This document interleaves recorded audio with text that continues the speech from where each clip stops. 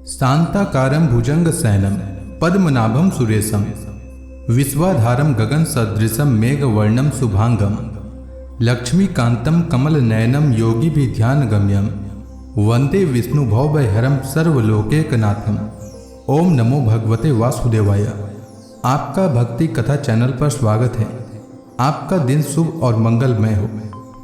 आज दिनांक 13 जुलाई और दिन सोमवार है। आज आषाढ़ कृष्ण पक्ष की चतुर्दशी तिथि है। आज सूर्योदय का समय सुबह 5:32 और सूर्यास्त का समय शाम 7:22 रहेगा। ब्रह्म मुहूर्त रहेगा सुबह 4:11 से सुबह 4:51 तक और अभिजीत मुहूर्त रहेगा सुबह 11:59 से दोपहर 12:54 तक। वहीं राहु काल सुबह में 7:16 से सुबह 8:59 तक रहेगा।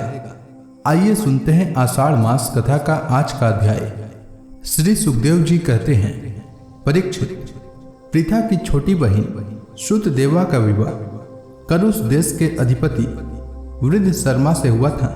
उसके गर्भ से दंतवक्त्र का जन्म हुआ। यह वही दंतवक्त्र है जो पूर्व जन्म में सनकादि ऋषियों के शाप से हिरण्याक्ष हुआ था। कैकेय देश के राजा धृष्टकेतु ने श्रुतकीर्ति से विवाह किया था। उससे संतर्दन आदि 5 कैकेय राजकुमार हुए। राजाधिदेवी का विवाह जयसेन से हुआ था। उसके 2 पुत्र हुए, विंद और अनुविंद। वे दोनों ही अवंती के राजा हुए।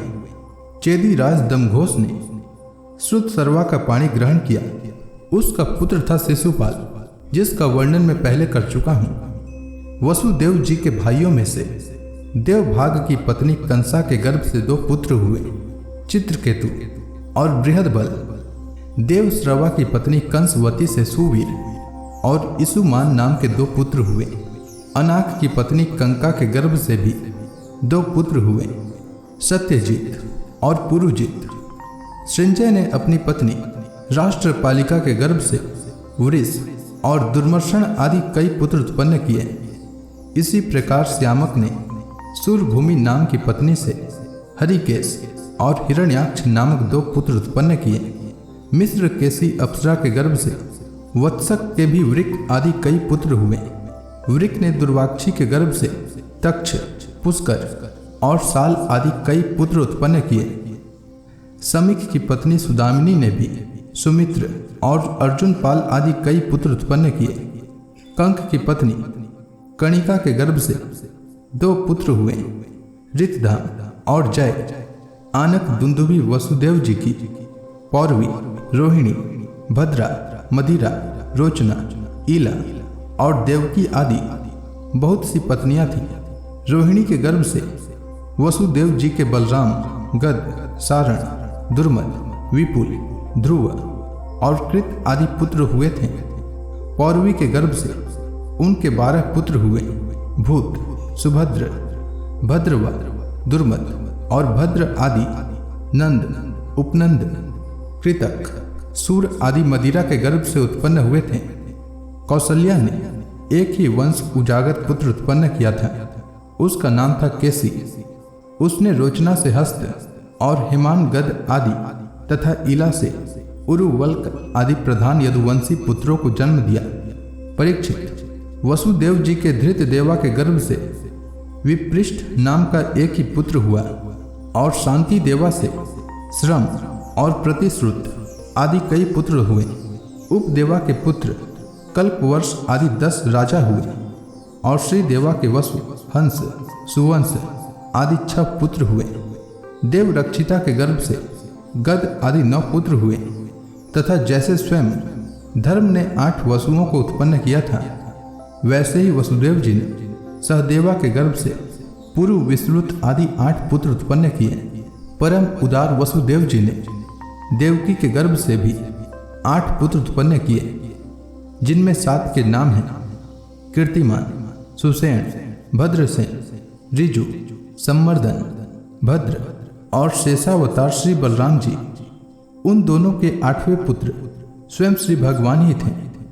परीक्षित, तुम्हारी परम सौभाग्यवती दादी सुभद्रा भी देवकी जी की ही कन्या थीं। जब जब संसार में धर्म का हंस और पाप की वृद्धि होती है, तब तब सर्वशक्तिमान भगवान श्री हरि अवतार ग्रहण करते हैं। परीक्षित, भगवान सबके दृष्टा और वास्तव में असंग आत्मा ही हैं। इसलिए उनकी आत्मस्वरूपिणी योग माया के अतिरिक्त उनके जन्म अथवा कर्म का और कोई भी कारण नहीं है। उनकी माया का विलास ही जीव के जन्म, जीवन और मृत्यु का कारण है और उनका अनुग्रह ही माया को अलग करके आत्मस्वरूप को प्राप्त करने वाला है। जब असुरों ने राजाओं का वेश धारण कर लिया और कई अक्षोहिणी सेना इकट्ठी करके वे सारी पृथ्वी को रोंदने लगे, तब पृथ्वी का भार उतारने के लिए भगवान मधुसूदन बलराम जी के साथ अवतीर्ण हुए। उन्होंने ऐसी ऐसी लीलाएं की जिनके संबंध में बड़े बड़े देवता मन से अनुमान भी नहीं कर सकते। शरीर से करने की तो बात अलग रही, पृथ्वी का भार तो उतरा ही, साथ ही कलयुग में पैदा होने वाले भक्तों पर अनुग्रह करने के लिए भगवान ने ऐसे परम पवित्र यश का विस्तार किया जिसका गान और श्रवण करने से ही उनके दुख, शोक और अज्ञान सब के सब नष्ट हो जाएंगे। उनका यश क्या है?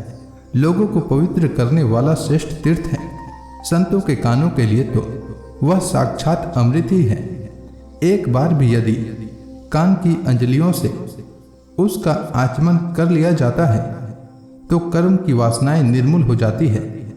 परीक्षित, भोज, वृष्णि, अंधक, मधु, सुरसेन, दशारह, कुरु, सृंजय और पांडु वंशी वीर निरंतर भगवान की लीलाओं की आदरपूर्वक सराहना करते रहते हैं।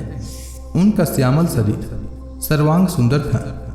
उन्होंने उन मनोहर विग्रह से तथा अपनी प्रेम भरी मुस्कान, मधुर चितवन, प्रसाद पूर्ण वचन और पराक्रम पूर्ण लीलाओं के द्वारा सारे मनुष्य लोगों को आनंद में सराबोर कर दिया था। भगवान के मुख कमल की शोभा तो निराली ही थी। मकराकृति कुंडलों से उनके कान बड़े कमनीय मालूम पड़ते थे।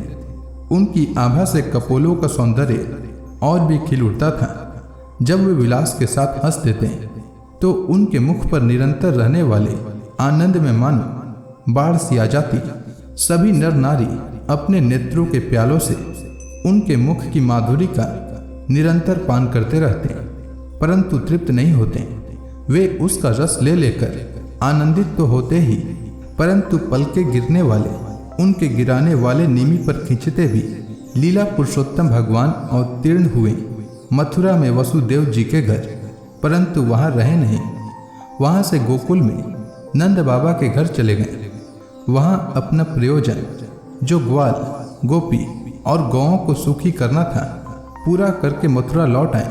व्रज में, मथुरा में तथा द्वारका में रहकर अनेकों शत्रुओं का संहार किया। बहुत सी स्त्रियों से विवाह करके हजारों पुत्र उत्पन्न किए। साथ ही लोगों में अपने स्वरूप का साक्षात्कार कराने वाली अपनी वाणी स्वरूप श्रुतियों की मर्यादा स्थापित करने के लिए अनेक यज्ञों के द्वारा स्वयं अपना ही यजन किया। कौरव और पांडवों के बीच उत्पन्न हुए आपस के कलह से उन्होंने पृथ्वी का बहुत सा भार हल्का कर दिया तथा युद्ध में अपनी दृष्टि से ही राजाओं की बहुत सी अक्षोहिणियों को ध्वंस करके संसार में अर्जुन की जीत का डंका पिटवा दिया। फिर उद्धव को आत्म तत्व का उपदेश किया और इसके बाद वे अपने परम धाम को सिधार गए। तो इसी के साथ यह अध्याय समाप्त हुआ। तो प्रेम से बोलिए विष्णु भगवान की जय, समस्त देवी देवताओं की जय। इसके आगे की कथा मैं कल के अध्याय में सुनाऊंगा। तब तक के लिए भगवान श्री हरि विष्णु का नाम जपते रहें।